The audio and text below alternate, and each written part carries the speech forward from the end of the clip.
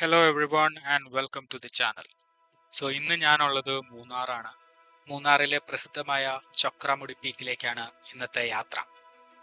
ഈ ട്രക്ക് ഏകദേശം one side ഒരു 4-4.5 കിലോമീറ്റർ ദൂരമുണ്ട്. അതുപോലെ തന്നെ പീക്ക് പൊസിഷനിലെത്താൻ ഏകദേശം 2-2.5 മണിക്കൂർ ട്രക്ക് ചെയ്യേണ്ടി വരും. അങ്ങനെ ട്രക്ക് മൊത്തം ഏകദേശം ഒരു 9 കിലോമീറ്റർ പ്ലസ് ഉണ്ടാവും. അതുപോലെ തന്നെ സമയം ഏകദേശം ഒരു 5 മണിക്കൂറെങ്കിലും എടുക്കും. ഈ ട്രെക്കിനുള്ള പാസ് നമുക്ക് ഓൺലൈനായിട്ട് ഫോറസ്റ്റ് ഡിപ്പാർട്ട്മെന്റിന്റെ സൈറ്റിൽ നിന്ന് ബുക്ക് ചെയ്യാവുന്നതാണ്. സൺറൈസ് കാണാൻ താല്പര്യമുണ്ടെങ്കിൽ അതിരാവിലെ തന്നെ പോവുക. ഇനി സൂര്യൻ ഉദിച്ചിട്ടാണ് പോവാൻ പ്ലാനെങ്കിൽ നല്ല വെയിലുണ്ടാവും. ഈ ട്രെക്കിന്റെ സ്റ്റാർട്ടിംഗ് പോയിന്റ് വരുന്നത് ഗ്യാപ്പ് റോഡിൽ നിന്നാണ്. ലൊക്കേഷൻ എല്ലാം ഗൂഗിൾ മാപ്പിൽ അവൈലബിൾ ആണ്. ഇനി അങ്ങോട്ടുള്ള റൂട്ടിനെ കുറിച്ച് പറയാനാണെങ്കിൽ തുടക്കം കുറച്ച് സ്റ്റീപ്പാണ്. പാറയുടെ മേളിൽ കൂടെ നടന്ന് അങ്ങോട്ട് കയറണം. കുറച്ച് കഴിയുമ്പോൾ പാറ മാറി പുല്ല് വരും. മണ്ണിട്ട വഴിയാണെങ്കിലും അത്യാവശ്യം നല്ല കുത്തനെയുള്ള കയറ്റമാണ്. മുന്നിലേക്ക് പോകേണ്ട വഴി കാണുന്നത് പോലെ കുറച്ച് കടുപ്പമായിട്ട് തോന്നുമെങ്കിലും കുറച്ച് സമയമെടുത്തിട്ടാണെങ്കിലും എല്ലാവർക്കും കയറാൻ പറ്റുമെന്ന് തന്നെയാണ് എനിക്ക് തോന്നുന്നത്. മുന്നിലുള്ള കാഴ്ച ഇതുപോലെ ഭീമാകാരമാണെങ്കിലും നേരെ എതിർദിശയിലും വശങ്ങളിലുമായി അതിമനോഹരമായ മലനിരകളും അതിവിശാലമായി പരന്നു കിടക്കുന്ന തേയിലത്തോട്ടങ്ങളും നമുക്ക് കാണാൻ പറ്റും.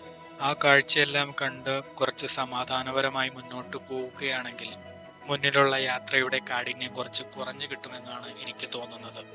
ഈ ട്രെക്കിനെ നമുക്ക് വേണമെങ്കിൽ ഒരു 3 സ്റ്റേജ് ആയിട്ട് ഡിവൈഡ് ചെയ്യാം. ആദ്യത്തെ സ്റ്റേജിന്റെ തുടക്കത്തിൽ കുത്തനെയുള്ള പാറയും പിന്നീടുള്ള മൺപാതയും അത് കഴിഞ്ഞു വരുന്ന നിരപ്പായ പുൽമേടും. അവിടെ നമുക്കൊരു കുരിശ് കാണാം. അവിടെ സ്റ്റേജ് 1 അവസാനിക്കുന്നു. സ്റ്റേജ് 2ന്റെ തുടക്കത്തിൽ പുൽമേടാണ്. അതുപോലെ തന്നെ ചുറ്റും അതിമനോഹരമായ മലനിരകളും. ഒരു വശത്ത് മൂന്നാർ ടൗൺ സൈഡിലെ കാഴ്ചകളും മറുവശത്ത് ആനിറങ്ങൽ ഡാമിനോട് ചേർന്നുള്ള പ്രദേശങ്ങളുടെ കാഴ്ചകളും. സ്റ്റേജ് 2വിൽ കുറച്ചു ഭാഗത്തായി കാടുപോലെയുള്ള ഒരു പ്രദേശമുണ്ട്. 7-8 അടി പൊക്കത്തിൽ ചെറുവണ്ണമുള്ള കുറേയധികം മരങ്ങൾ. അതിന്റെ നടുവിലൂടെയാണ് നമുക്ക് പോകേണ്ടത്.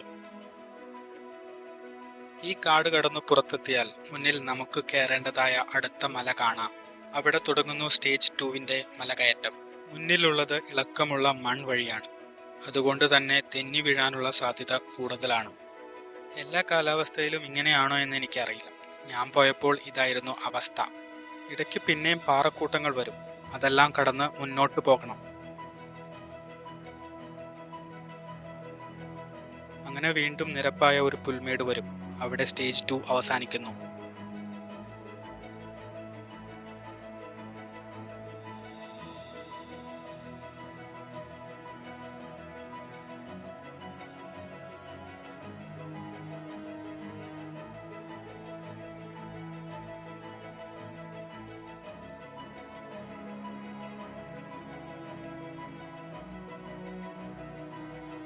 ഇനി അങ്ങോട്ട് സ്റ്റേജ് 3 ആണ്. ഈ last stretch to the peak. ആദ്യത്തെ 2 സ്റ്റേജിനെ വെച്ച് കമ്പയർ ചെയ്യുമ്പോൾ ഈ സ്റ്റേജ് ഓൾമോസ്റ്റ് ഫ്ലാറ്റ് ടെറൈൻ ആണ്. അധികം കയറ്റമില്ല, പക്ഷെ കുറച്ച് നടക്കാനുണ്ട്. ദൂരെ നിന്നു തന്നെ നമുക്ക് പീക്ക് കാണാൻ പറ്റും. ഇനി അങ്ങോട്ട് എത്തിയാൽ മതിയെന്ന് തോന്നും.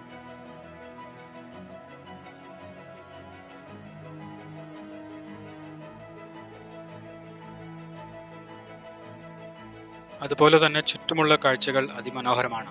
മൂന്നാറിലെ തന്നെ ഏറ്റവും ഉയരം കൂടിയ ഒരു പ്രദേശത്താണ് ഇപ്പോൾ ഞാൻ നിൽക്കുന്നത്.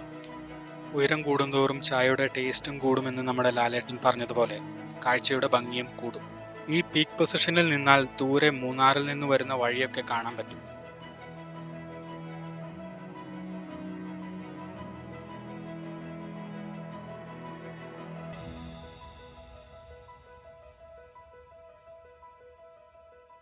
അങ്ങനെ കുറച്ചു നേരം അവിടെ ഇരുന്നതിന് ശേഷം ഞാൻ തിരിച്ചിറങ്ങി. അങ്ങനെ തിരിച്ചിറങ്ങി താഴെ എത്തിയപ്പോഴാണ് എനിക്കൊരു കാര്യം മനസ്സിലായത്. കയറിയതിനേക്കാളും ബുദ്ധിമുട്ട് ഇറങ്ങിപ്പോരാനായിരുന്നു.